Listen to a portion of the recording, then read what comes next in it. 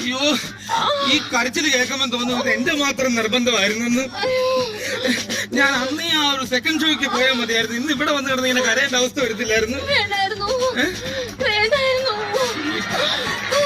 ഇത് 9 മാസത്തിന് മുമ്പ് ചിന്തിക്കണമായിരുന്നു.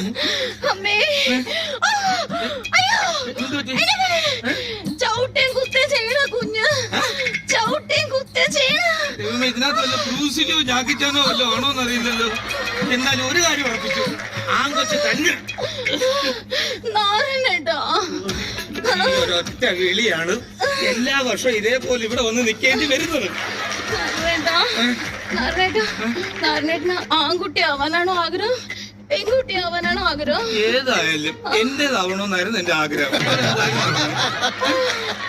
അതെ, ഞാൻ പോട്ടോ ടെൻഷൻ എടുപ്പിച്ചാ പോട്ടോ.